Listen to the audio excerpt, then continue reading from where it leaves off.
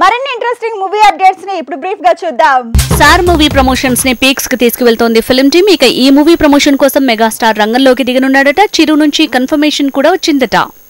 Oscar కి nominate అయిన స్టార్లు, టెక్నీషియన్లు, ఫిల్మ్ మేకర్స్ అంతా ఒక్కచోటికి చేరుకున్నారు. అకాడమీ మెంబర్స్ ఇచ్చిన లంచ్ అప్రోచ్ కి ఫిదా అయ్యారు. ఇక నాటు నాటు పాటకి గాను ఆస్కార్ అందుకునే అవకాశం ఉన్న కీరవాణి చంద్రబోస్ కూడా ఆస్కార్ నామినేషన్ తో సందడి చేశారు. మొత్తానికి RRR కి ఆస్కార్ రావటం ఆల్మోస్ట్ ఫైనల్ అయిందనే అంచనాల మధ్య ఆస్కార్ లంచ్ బ్రేక్ సోషల్ మీడియాలో హాట్ టాపిక్ అయింది.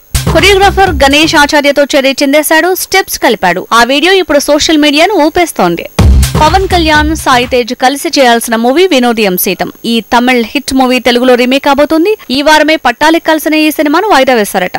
హీరోయిన్ రకుల్ ప్రీత్ సింగ్ పెళ్లంటూ మళ్లీ పుకార్లు పెరిగాయి. రీసెంట్ గా ఖైరా పెళ్లిలో తన బాయ్ ఫ్రెండ్ తో కలిసి సందడి చేసింది రకుల్.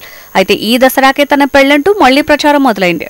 ఎన్టీఆర్ తో కొరటాల శివ ప్లాన్ చేసిన మూవీ సెట్స్ పైకి వెళ్లనుంది. ఈ నెల 24న లాంచ్ కాబోతోంది. రెగ్యులర్ షూటింగ్ మాత్రం వచ్చే నెలలో షురూ అవుతుంది. అయితే జాన్వీ కపూర్ హీరోయిన్ అని, మృణాల్ ఠాగూర్ స్పెషల్ రోల్ కే పరిమితమని కొత్త ప్రచారం మొదలైంది.